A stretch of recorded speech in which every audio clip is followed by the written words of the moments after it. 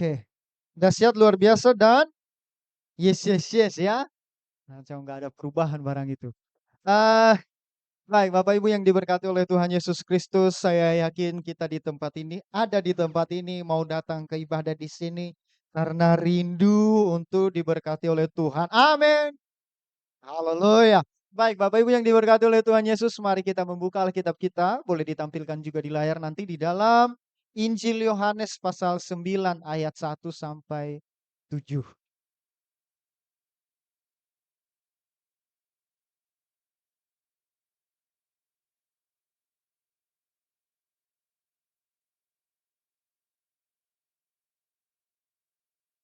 Sebenarnya ini pasal kalau kita bahas semua itu sampai pada ayat 41, cuman 4 sampai ayat 7 saja supaya kita pulang cepat. Amin. Oh enggak ya. Baik, boleh ditampilkan. Kita akan membacakannya bergantian. Saya ayat pertama, Bapak Ibu Jemaat Tuhan ayat kedua, nanti terus bergantian sampai pada ayat ketujuh kita akan baca bersama-sama di ayat 7. Saya memulainya dengan perikop orang yang buta sejak lahirnya. Waktu Yesus sedang lewat, ia melihat seorang yang buta sejak lahirnya.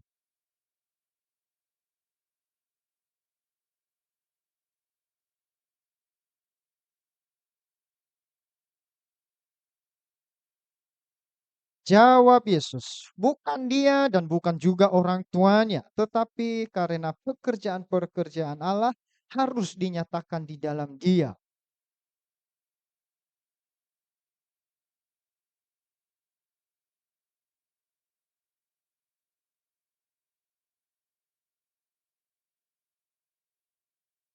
Selama aku di dalam dunia, akulah terang dunia.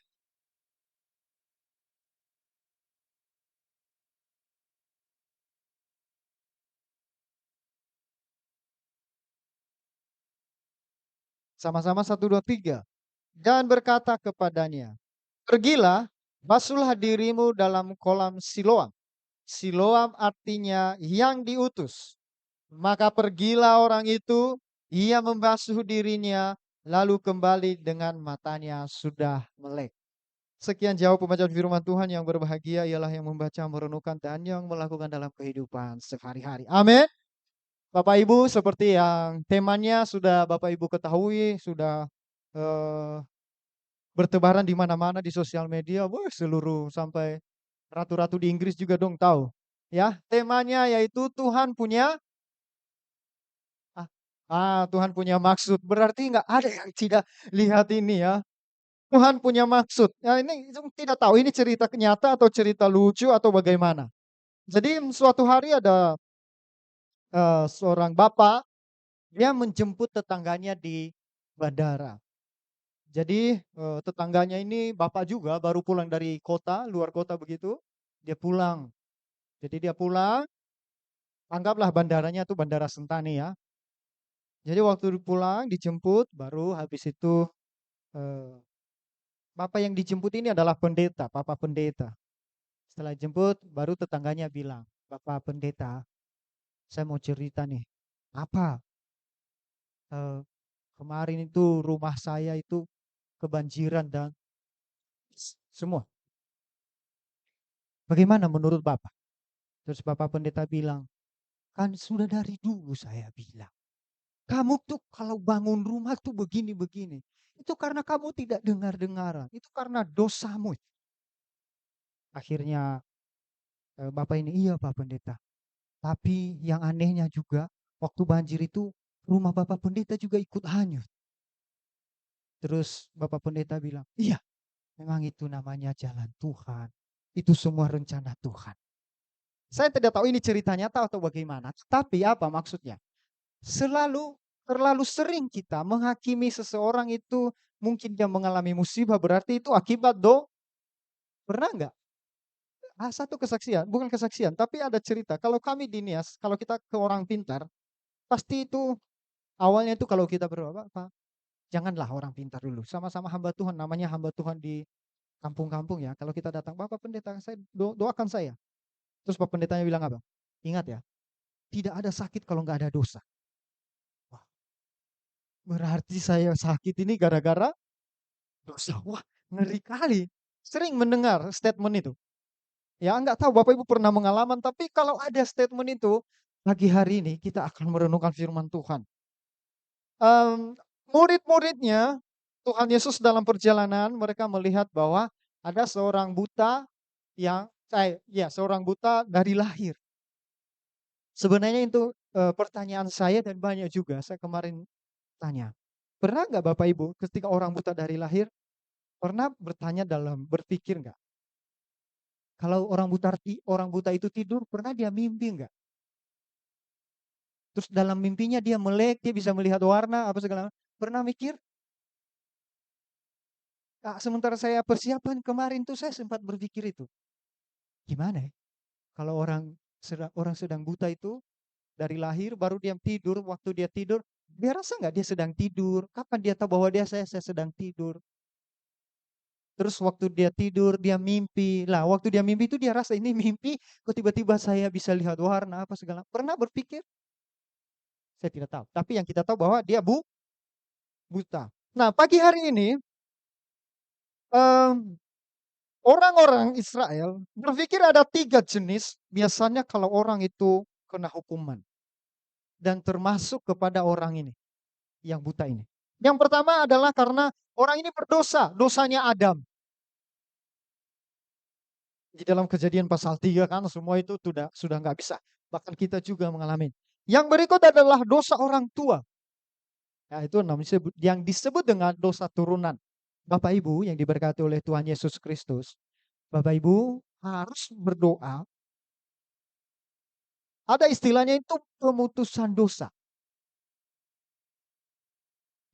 Begini. Jadi ada kutuk itu. 4 turunan. Kalau contohnya, saya orang baik-baik kok, saya nggak berdosa. 4 turunan itu dari kakek, anggaplah saya yang berdosa. Maka 4 keturunan saya nanti akan eee, masuk dosa yang saya buat itu.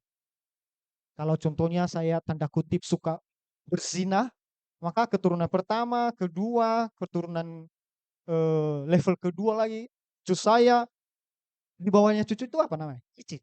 Nah, sampai di cicit saya kalau nggak diputuskan dosa itu, mereka itu akan mengadopsi itu. Pertanyaannya, betulkah tidak? Itu firman Tuhan Bapak Ibu. Sampai 4 turunan. Nah, kita harus flashback. Orang tua saya, kakek-kakek saya dulu apa ya dosanya? Harus datang ke hamba Tuhan. Harus diputuskan itu. Tidak boleh tidak. Ya. Tetapi orang yang di saat itu mempunyai kecenderungan untuk menekankan yang kedua dan ketiga, yaitu apa? Dosa orang tua dan dosa pribadi. Mereka mengikuti jejak setiap penderitaan pada suatu dosa tertentu. Contoh, waktu teman-teman Ayub melihat penderitaan Ayub, mereka menuduh Ayub kejam terhadap janda dan anak yatim. Jadi Bapak Ibu ketika membaca tentang kisahnya Ayub, ya tentang kisahnya Ayub di situ apa? Banyak teman-teman yang datang, banyak sahabat-sahabat yang karib dan merasa kenal banget dengan Ayub. Dan akhirnya mereka menghakimi, oh rupanya kami selama ini salah paham dengan Ayub. Kenapa? Karena kami pikir Ayub ini baik, rupanya dia kejam sama janda. Mereka bilang, Ayub, seperti yang saya bilang tadi, konsepnya apa? Tidak ada sakit kalau tidak berdosa. Jadi Ayub, pasti kamu sudah berdosa dengan Tuhan.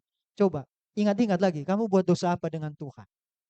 Ya, terus Ayub pikir-pikir, tidak ada.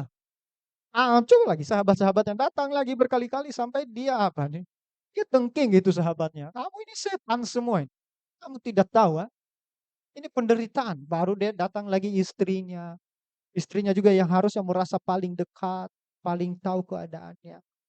Terus istrinya bilang apa? "Udah, sangkal aja Tuhanmu itu.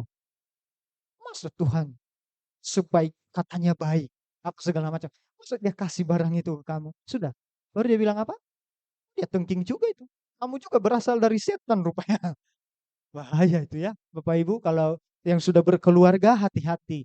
Kalau suami atau ini sudah sungguh-sungguh di dalam Tuhan, baru kita datang menghakimi dan menekankan bahwa tidak ada sakit kalau nggak ada dosa. Bapak Ibu sebenarnya ada 2 waktu WL tanya ke saya, "Kakak, temanya apa minggu ini? Jadi saya tanya ke penggembala tentang mengasihi, menerima diri, dan yang kemudian saya pengen sekali bahas tentang yang lagi rame di TikTok. Bapak Ibu tahu serangan terhadap kekristenan apa? Kristen progresif. Tidak ada yang ngeh kesalahannya apa mereka?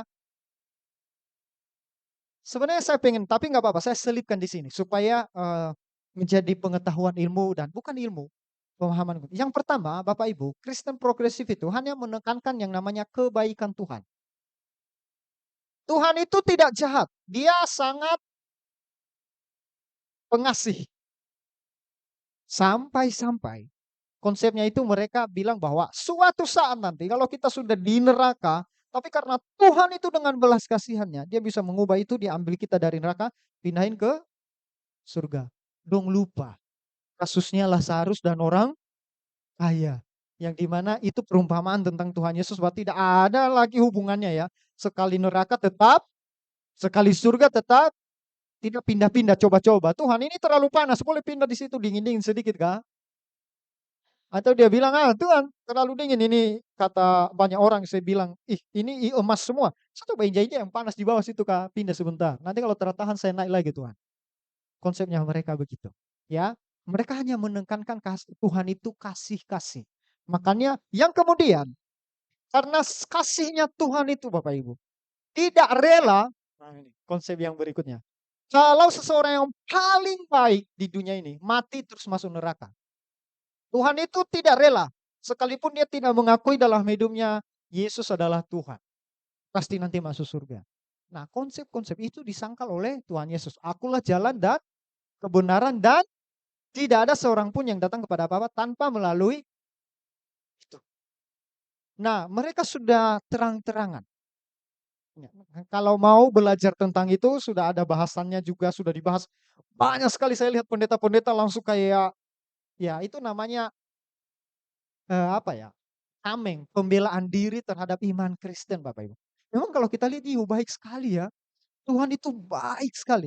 Tetapi mereka lupa keadilan Tuhan. Selain Tuhan adil, kasih, dia juga adil. Jadi kamu jangan main-main sembarangan dengan Tuhan ya.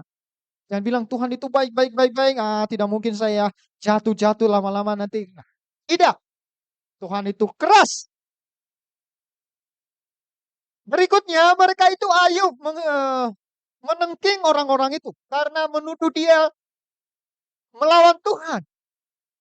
Menuduh dia pura-pura dengan Tuhan. Bapak Ibu hati-hati dengan ini ya. Kita tidak bisa pura-pura dengan Tuhan. Nanti kita akan belajar apa sih maksud temanya ini. Murid-murid Yesus menganggap ada dua kemungkinan mengapa orang ini buta di ayat kedua. Karena ia sendiri berdosa. Tetapi ini aneh. Karena orang ini buta sejak lahir. Lalu kapan ia berbuat dosa sehingga menyebabkan dia buta? Betul? Orang ini buta sejak lahir. Kalau kita bilang dia karena berdosa, lah kapan dia berbuat dosa? Sementara dia buta sejak. Nah ini pertanyaan-pertanyaan murid-muridnya. Kenapa? Murid-muridnya itu punya pemahaman bahwa orang ini pasti berdosa ini. Makanya dia buta. Dihukum Tuhan. Untuk itu ada dua teori dari orang-orang Yahudi. Yang pertama, teorinya adalah dalam kandungan. Janin sudah bisa berbuat dosa. Nah ini ya, di dalam Kejadian pasal 25 ayat 22. Mereka menganggap bahwa dalam kandungan Esau berusaha membunuh Yakub. Janin, dalam janin itu. Ya. Yang berikut adalah di dalam Mazmur pasal 58 ayat 4. Jiwa seseorang sudah ada sebelum ia mulai ada dalam kandungan. Jadi di dalam jiwanya pun dia sudah berbuat dosa. Makanya murid-muridnya bertanya begitu. Oh, konsepnya mereka juga. Oh, rupanya dulu anak ini sebelum lahir di jiwanya di dalam kandungan dia sumber merencanakan sesuatu yang jahat. Makanya Tuhan hukum dia. Ini konsep biasa. Tidak perlu kaget. Karena orang tuanya berdosa. Jawaban Yesus di dalam ayat 3a dikatakan jelas menunjukkan bahwa Yesus menolak kedua kemungkinan yang ada dalam pikiran murid-muridnya. Yang pertama karena orang itu berdosa, yang kedua karena murid-muridnya. Yesus bilang no. Ya. Sebaliknya Yesus mengatakan bahwa orang itu dilahirkan buta karena pekerjaan-pekerjaan Allah harus dinyatakan di dalam dia.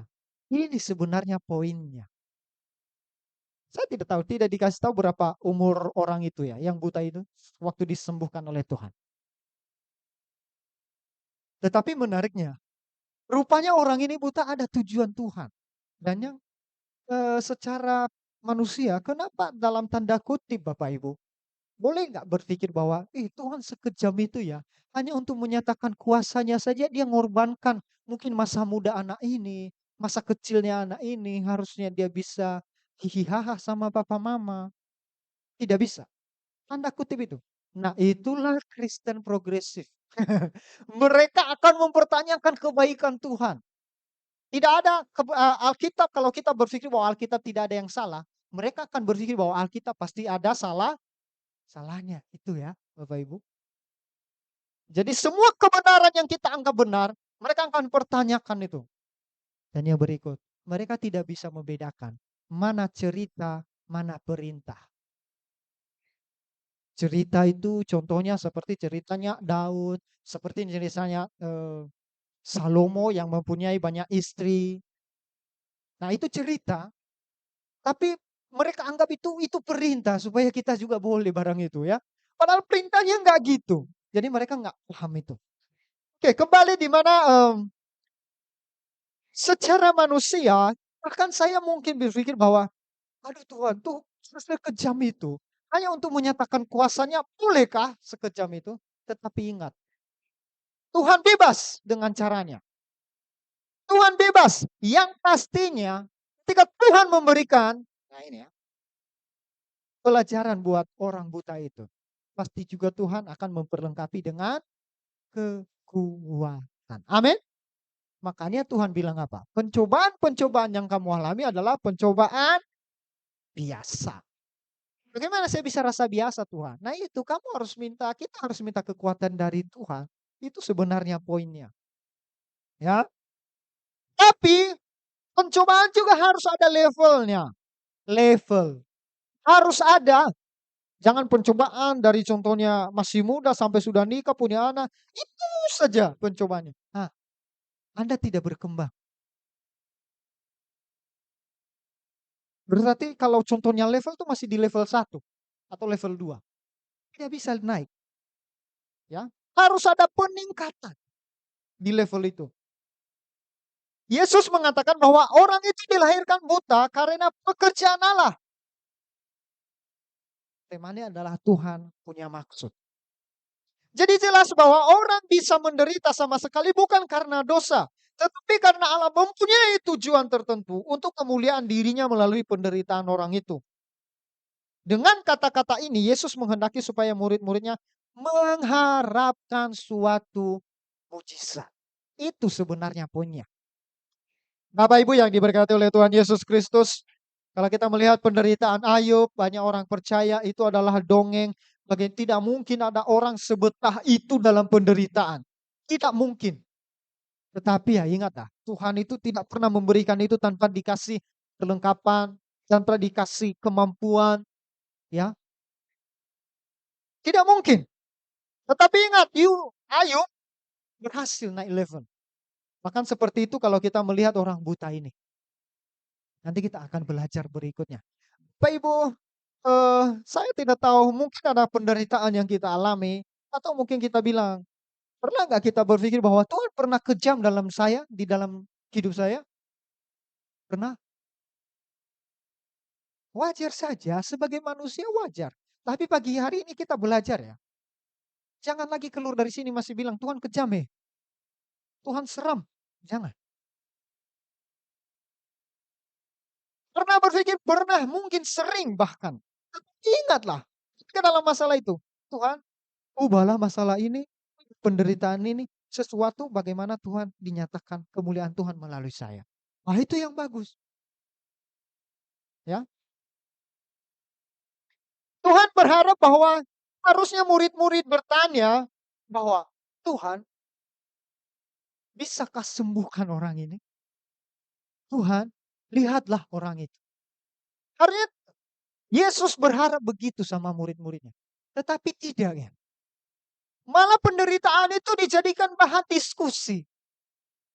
Ah, ini yang bergosip-bergosip bahaya kalau sudah begitu. Ya.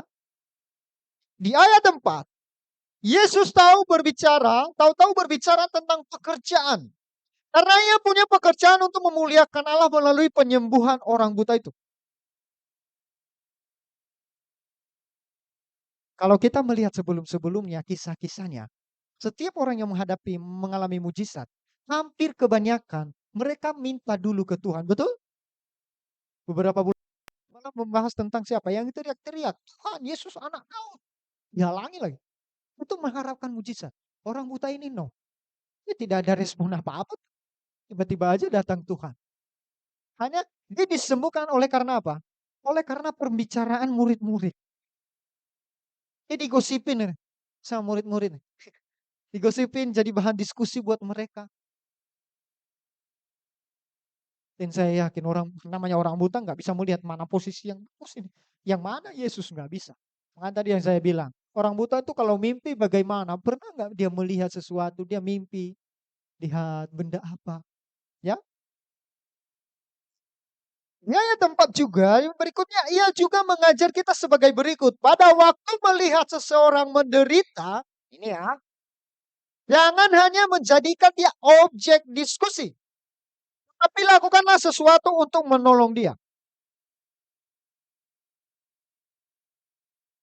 Ya, contohnya seperti murid-muridnya. Mereka malah diskusi, menghakimi orang itu, melihat latar belakangnya orang itu. Bagaimana kok bisa dia buta ya? Jangan-jangan dia berdosa tuh Tuhan. Apa dosanya sampai segitunya? Bahkan mungkin di antara kita ada orang yang jatuh dalam dosa, menderita, dan kita diskusikan. Kapok kamu. Ya, seperti tadi, siapa nih? Seperti yang cerita di awal tadi tentang hamba Tuhan yang tadi itu yang saya bilang. Dia sudah jelas-jelas, sudah berapa kali dibilang, kamu sih nggak dengar-dengar orang nasehatin kamu. Tiba-tiba Bapak itu bilang apa? Iya, rumahnya Bapak juga ikut hanya. Itu juga rencana Tuhan. Ya, terlalu cepat menghakimi. Orang-orang ini, murid-murid Tuhan Yesus memberikan eh, pelajaran buat mereka. Bilang apa? Harusnya kamu itu jangan diskusi. Doakan bagaimana supaya orang ini sembuh. Dia dapat mujizat. Eh, saya sudah sempat saksikan ke Pak Gembala dan Bapak Ruben tadi malam tentang kemarin hari Minggu unik Bapak Ibu.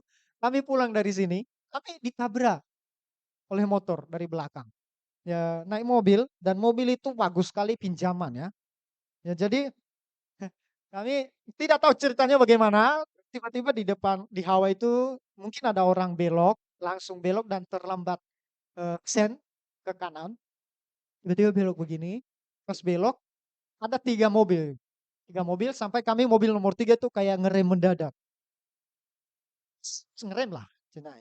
Terus saya refleks tangan begini supaya tahan anak kecil ya. Sudah berhenti begini tiba-tiba di mobil belakang bunyi pas. Aduh, istri bilang apa itu? Nah, apalagi itu masih. Nah, itu di belakang itu. Terus bagaimana? Kita langsung minggir ke kiri, terus minggir Bapak Ibu. Saya nggak lihat mobil. Saya lihat apa? Lihat yang nabrak.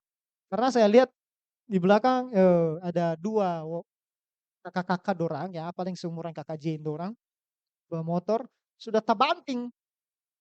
Nah, sudah tabanting dan saya sebagai hamba Tuhan tuh, sebagai orang Kristen, itu kasihnya besar Bapak Ibu. Jadi sebenarnya, ya, sebenarnya saja kalau itu mobil saya bukan mobil orang, saya pasti bilang tidak usah ganti. Sudah pasti. Terus akhirnya saya bilang, di tengah-tengah, lucunya nih, saya bilang ke istri, saya ini bagaimana saya bingung.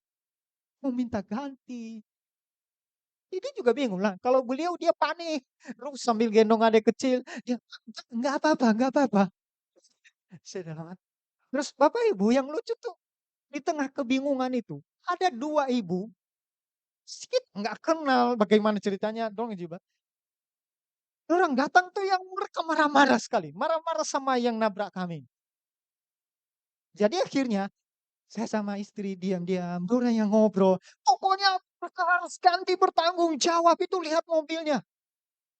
Terus yang lucu nih, kakak itu dia sambil berdiri, "Aduh kenapa? Kan saya tidak salah tuh, saya tidak salah." Ibu itu ngotot lagi, "Bagaimana kamu tidak salah, kamu yang nabrak. Secara hukum dari belakang itu kamu yang salah." Saya sama istri diam-diam aja, ini kenapa ada orang yang jadi ini ya. Sudah, akhirnya saya menengahi, menengahi itu dalam arti gini, saya bilang, Kakak, Kakak harus tahu bahwa mobil ini kami pinjam. Kami baru pulang ibadah, kami pinjam. Kalau mobil saya nggak usah diganti sebenarnya. Tapi saya tidak mau, kalau kami juga ada uang, pasti, sudahlah kami saja yang ganti. Tapi kami lagi nggak ada uang juga, Kak. Dan kami mau kembalikan mobil ini, kembali normal seperti waktu kami pinjam. Jangan nanti pemiliknya lihatlah kok ada benjolan. Terus akhirnya, ya iya. Tapi saya bilang, "Sabar, saya lihat mobil dulu." Nah, lucu waktu saya datang, jaraknya itu mungkin dari sini sampai di sound system situ, saya lihat mobil, terus dalam perjalanan, ibu yang 2 ini nyusul. Bapak, Bapak pokoknya harus bilang ke mereka harus ganti ya, harus bertanggung jawab itu. Iya Bu, sabar ya Bu ya, sabar ya. Iya, saya lihat sendiri kok, mereka itu tidak fokus dalam mereka juga ngebut. Ini ibu kenapa? Tapi saya diam saja, "Iya Bu, sabar ya." Sudah akhirnya saya lihat mobil, lumayan ini. Aduh, sudah akhirnya kembali lagi, begini saja, kita selesaikan secara keluarga bagaimanapun, terus ibu ini iya, ini harus diselesaikan. Tiba-tiba dia angkat tangan begini, pas dia angkat tangan begini, rupanya di seberang itu dia ada kenalan polisi. "Nah, Bapak, Kak, Bapak, kita dengan polisi saja." "Pak, Pak," saya bilang, "nggak usah." Bapaknya polisi datang. "Bagaimana bagaimana?" "Ah, tidak, kami mau selesaikan dengan ini saja, aman kok Pak, kami selesaikan." Terus dia bilang, "Iya, oh iya diselesaikan saja, iya. Tapi Kakak ini harus bertanggung jawab." "Iya." Telepon telepon keluargamu, ditelepon selesai, saya juga bingung, saya mau malas debat dan saya juga bingung mau diganti bagaimana caranya orang ini, saya kasihan sekali karena orang tidak ada yang mengharapkan kecelakaan Bapak Ibu ya, di perjalanan bagaimanapun. Dan saya memang sempat melihat orangnya terbanting itu, dia memang mereka kecepatan tinggi sih. Selain kecepatan tinggi, pegang stang motor itu satu tangan karena apa nih, panas matahari masuk di mata. Jadi sambil begini nih. Nah, karena ngerem mendadak nggak sempat. Nah, tapi mungkin dari belakang itu mereka sudah kebut-kebut. Jadi orang yang lihat itu emosi toh. Jadi bagaimana Bapak Ibu? Kalau lihat orang ngebut-ngebut doanya apa Bapak Ibu? Ya mungkin, wah jatuh boleh. Nah mungkin ibu dua ini yang bawa motor mereka juga masing-masing dengan motornya sih. Mereka sudah doakan itu dari awal ya mungkin, nah, makanya pas kejadiannya ngotot. Jadi akhirnya kita selesaikan, saya telepon Pak Gembala. "Pak Gembala, Bapak posisi di mana?" "Di rumah ini." "Aduh Pak, saya ditabrak motor, saya ditabrak." Nah pikirannya Pak Gembala ini mobil sama mobil ini, wah Pak Gembala tanya, "Saya perlu ke sana, lah ngapain saya telepon? Bapak ke sini." "Saya ke sana Kak." "Oh ya kan Bapak ke sini, ya Bapak ke sini, saya sendiri di sini." Akhirnya Bapak Gembala ke tempat dan akhirnya selesai dan puji Tuhannya Bapak Ibu. Orang yang nabrak ini, omnya nggak neko-neko. Nggak neko-neko, sudah intinya bagaimana, selesai selesai, berapa saja biayanya nanti kita bawa ke bengkel, boleh. Selesai. Nah secara manusia, saya sudah bingung ini bagaimana mau minta ganti, tapi akhirnya aman puji Tuhan, itu cara Tuhan bekerja. Saya melihat bahwa, eee, kadang-kadang Tuhan punya maksud dalam hidup kita, amin. Apapun kejadiannya, unik bagaimanapun, tapi di sisi lain, ada hal yang Tuhan mau nyatakan untuk kita. Yang berikutnya menunjukkan bahwa suatu pekerjaan atau pelayanan tidak boleh ditunda. Karena akan datang waktu suatu atau datang sesuatu saat di mana itu tidak lagi bisa dilakukan. Artinya apa? Suatu pekerjaan yang kita kerjakan, yang kita lihat tidak boleh ditunda. Kalau mau menolong orang, tolonglah seberapapun itu. Tolong dia. Pernah menyesal Bapak Ibu untuk melakukan, aduh harusnya saya bisa tolong. Pernah dan tidak bisa. Betul? Penyesalannya gimana? Oh, merasa bersalah. "Aduh Tuhan kenapa begini?" Pernah begitu. Yesus memberi contoh, jangan menunda, jangan berdiskusi dulu. Ada hal-hal tertentu yang saya diskusi dengan istri, tapi ada juga kalau contohnya kasih uang, kalau uang itu kadang-kadang saya nggak diskusi. Saya sudah kasih dulu baru saya kasih tahu nanti. Ada hal-hal begitu Bapak, karena dorongan. Ya tapi ya pasti istri juga harus tahu bahwa memang kita pakai uangnya tuh baik-baik, tidak neko-neko selama ini kita pakai uang toh. Tapi kalau istri juga sudah punya pengalaman, "Pas saya lihat kemarin kau sembarang pakai uang, bagaimana?" Ya mau nggak mau harus diskusi itu Bapak Ibu. Kalau nggak daripada perang, perang, perang, perang, oh piring-piring tak melayang dan mungkin di dapur nggak ada makanan nanti bahaya. Ya, mmm, Yesus sendiri tidak menunda penyembuhan terhadap orang buta ini. Padahal iya, hari itu adalah hari Sabat. Sebenarnya di ayat selanjutnya itu nanti setelah penyembuhan ini Bapak Ibu, itu jadi masalah besar, ya. Setelah Tuhan Yesus, melakukan penyembuhan mujizat, itu jadi masalah besar buat orang-orang ahli Taurat yang mengerti agama, yang paham tentang Alkitab, yang paham segala macam, ya. Ini jadi masalah buat mereka. Dan Yesus tahu itu. Tetapi dia melawan itu hanya untuk apa? Untuk memberikan kesembuhan buat orang. Untuk apa? Untuk menyatakan rencana Tuhan. Untuk apa? Untuk melakukan kerjaan Tuhan buat orang itu. Kalau kita membaca selanjutnya jadi masalah. Dan lagian itu penyembuhannya pas hari hari Sabat.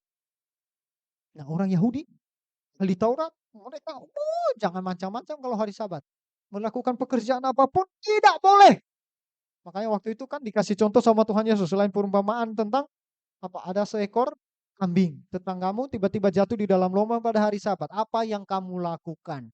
Tunggu hari Senin sampai kambing itu mati, baru kau tolong atau kamu langsung ambil dia sekarang? Tapi ingat hari Sabat. Terus murid-murid dan orang-orang itu tidak mau menjawab dia. Karena apa? Nanti kalau kita bilang ambil, kita melawan itu perintah. Tapi kalau kita biarin, nanti kambing itu atau domba itu mati. Begitupun dengan orang buta ini. Jadi untuk melakukan kehendak Tuhan, tidak ada cara lain selain taat. Amin. Kalau kita secara rohani, ya ini, melawan firman Tuhan. Hari Sabat ini.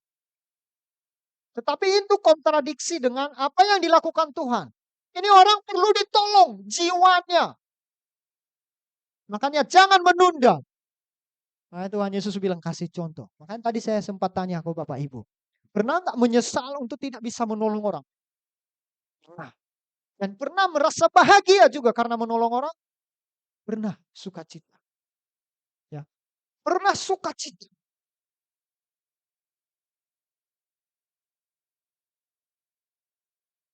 Saya harus saksikan di sini. Sebenarnya saya tidak mau. Ini rahasia dapur tapi tidak apa. Dalam waktu-waktu dekat kemarin saya bilang ke istri, sayang, kita harus mulai puasa ya. Tidak ada beras. Begitu. Oke. Sudah. Setelah itu ya sudah. Diam-diam saja. Pagi hari Sabtu tuh. Saya bangun, pagi lihat HP. Ada berkat, tapi diam-diam saya. Ya, saya diam-diam saja. Paginya baru. Saya bilang, sayang, kamu transfer saya uang kan? Loh, uang dari mana juga beliau dapat uang dari mana? Ah, sudahlah, ini berkat Tuhan. Kenapa? Ini eh, Tuhan punya maksud untuk segala sesuatu yang kita alami. Tapi Kak, dengan cara itu apakah kita bisa menyangkal Tuhan? Tidak. Apakah kita juga harus teriak-teriak di sosmed? Tolong, tolong. Tidak perlu. Cukup teriak dengan Tuhan saja. Ya, bilang saja ke Tuhan, Tuhan kosong ya. Kosong, kosong, kosong. Tuhan mau isi yang mana dulu silakan. Harus begitu Bapak Ibu. Ya, tidak ada sesuatu yang mustahil dengan Tuhan. Amin. Orang buta itu Tuhan punya maksud. Tetapi kadang-kadang kita bilang, aduh terlalu berat. Susah Tuhan, kenapa sekejam ini? Seakan-akan Tuhan terlalu kejam untuk saya. Tidak. Yang berikut di ayat 5. Penyembuhan terhadap orang buta ini jelas dijadikan suatu ilustrasi untuk menunjukkan Yesus sebagai terang dunia. Kata-kata Yesus di dalam ayat 5 tak berarti bahwa fungsinya sebagai terang dunia terbatas oleh waktu. Maksudnya adalah penerimaan terhadap dirinya dari orang-orang yang dilayani itu yang terbatas oleh waktu. Maksudnya gini, itu waktu Yesus itu di ayat kelima dia bilang, aku adalah terang dunia. Dan dia terbatas bagi orang-orang yang disembuhkan. Tidak, tetapi keseluruhan maksudnya. Berikutnya di ayat 6 ke 7 yang menarik di situ Bapak Ibu, tidak diketahui mengapa Yesus memakai cara ini. Caranya gimana? Nggak ada media lain selain ludah. Ludah itu, "Nah, kalau saya ludahin Bapak Ibu mau, saya ludahin. Hah? Mau pakai pinang lah ceritanya. Enggak murni ludah supaya enggak jorok-jorok amat, enggak jijik-jijik amat begitu ya. Pakai pinang, ah, jangan kayak gitulah. Saya saya ada air di belakang, saya kumur-kumur udah sembuh. Mau Bapak Ibu? Weh segar apa Kanovet ini? Ini semburan dari hamba Tuhan nih boleh nih. Mau. Pertanyaannya tuh itu. Tuhan Yesus memberikan media itu, ludah. Masa di situ nggak ada air Tuhan?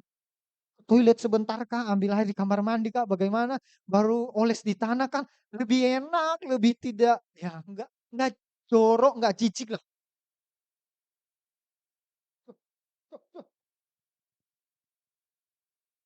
Ludahnya ditaruh di tangan enggak? Bukan, ditaruh di bawah.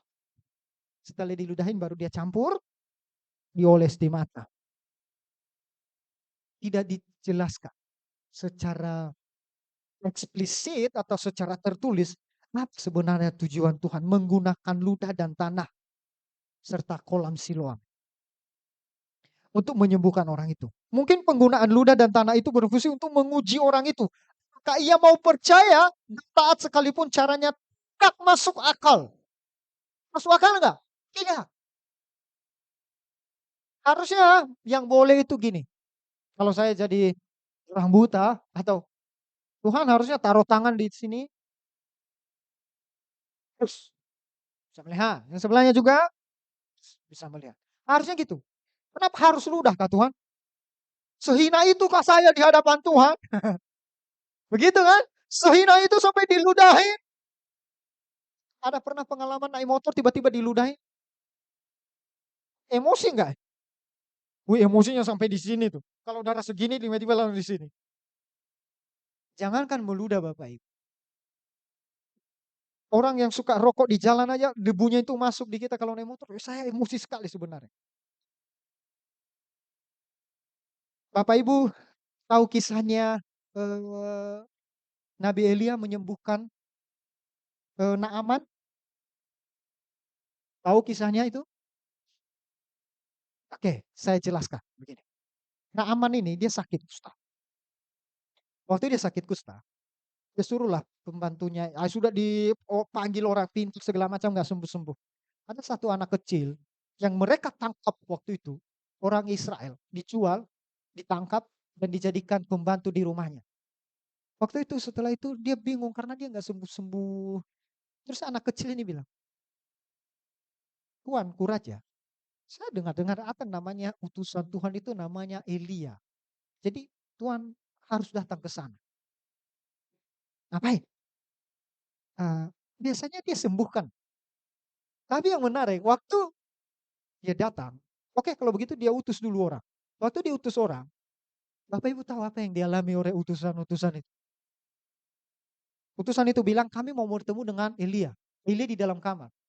Ah, hah, Elia suruh orang lain ketemu dengan orang-orang itu. Dong butuh apa?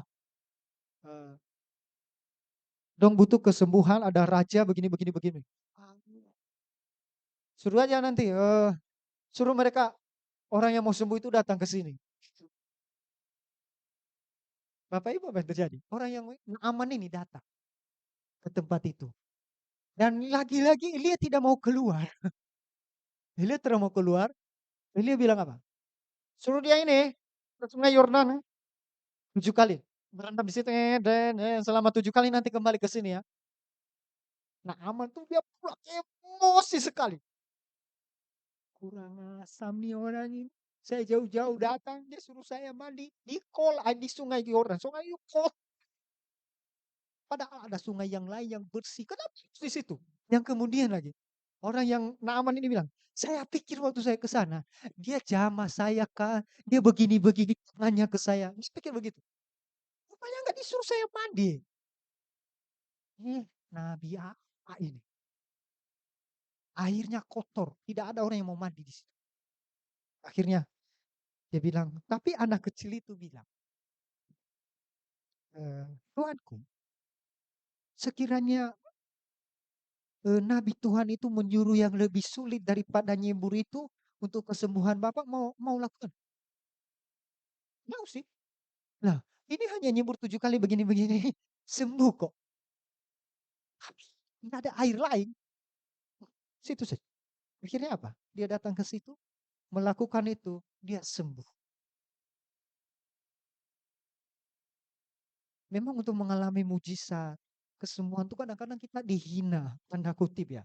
Melakukan hal di luar daripada seperti yang kita bayangkan. Naaman ini membayangkan dia nanti akan raba-raba saya punya sakit. Karena kebiasaan orang tuh begitu. Ya, apa kebiasaan Bapak Ibu? Bagaimana menghadapi masalah? Harusnya Tuhan, dulu pernah orang ini bermasalah, harusnya juga saya diselesaikan begitu Kak. Tuhan tidak mau begitu ya, untuk menyelesaikan masalah kita. Tidak begitu caranya. Masalah saya sama dengan contohnya Kakak Jen, Kakak Rita. Tapi Tuhan menyelesaikan masalahku tuh beda. Dia menyelesaikan masalah Kakak Jen juga beda dengan cara. Kalau sama semua enak apa? Dan orang buta itu pun begitu. Diludahi di tanah dulu. Baru sembuh. Setelah itu tidak sembuh Bapak Ibu. Disuruh ngapain? Pergi ke kolam Siloam. Kenapa sih nggak langsung sembuh? Jadi Tuhan Yesus mau lihat. Orang ini percaya nggak? Mau nggak melakukan ini? Apa yang saya mau. Memang harus ada niat. Terus apa yang dilakukan? Dia datang. Setelah dia diolesi oleh ludah ludah sama tanah itu di mata, baru dia ke kolam Siloam. Setelah itu dia baru, Bapak Ibu, sekalipun dia diolesi oleh itu, kalau dia tidak ke kolam itu, tidak sembuh. Ini.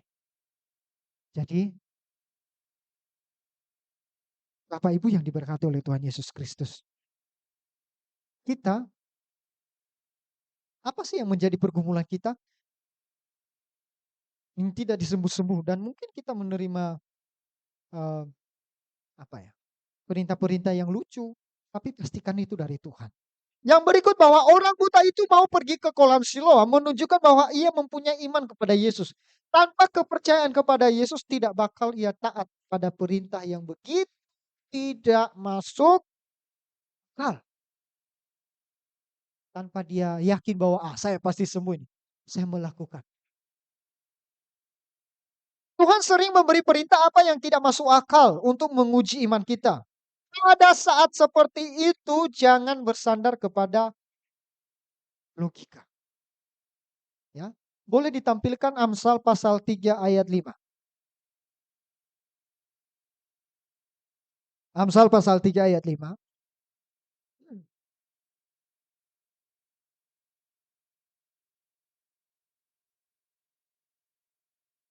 Ya, Amsal pasal 3 ayat 5.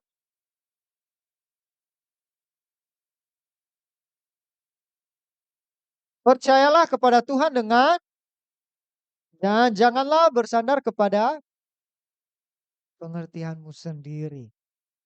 Yang saya mau sampaikan di tempat ini Bapak Ibu. Apa maksud Tuhan dengan keadaan kita saat ini? Ya, dengan keadaan kita pasti punya Tuhan maksud, tidak mungkin tidak. Amin. Tetapi setiap keadaan yang kita alami, hadapi, kita harus pastikan bahwa ada level yang harus kita naik. Amin. Amin.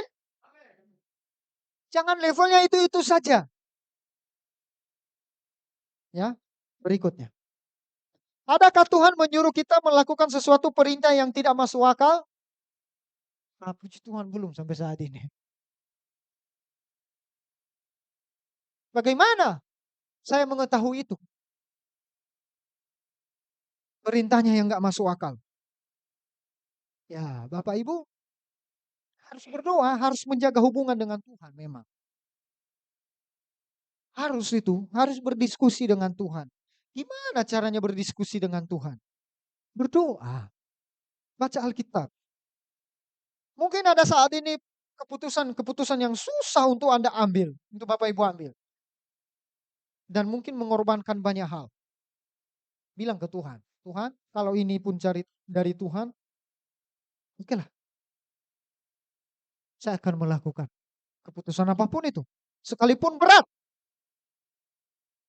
Tapi kalau Tuhan yang suruh, Tuhan bertanggung jawab. Amin. Tuhan tidak seperti yang kita bayangkan, dia main-main, dia setelah suruh dia, sudah selesai ya, gimana? Capek? Tonton saya, enggak. Tuhan kita tidak begitu Bapak Ibu. Tidak seperti yang kita dengar belakangan ini, dia baik-baik saja, tapi dia adil. Semua itu Tuhan punya maksud. Tidak ada yang kebetulan. Jangan pernah berpikir di tempat ini. Saya sampaikan. Jangan pernah berpikir dan menganut yang namanya faham kebetulan. Jangan. Kalau kebetulan itu berarti di luar daripada prediksi Tuhan. Semua adalah dalam rencana Tuhan. Amin. Sesulit apapun. Dan sesenang apapun kita. Itu juga dalam rencana.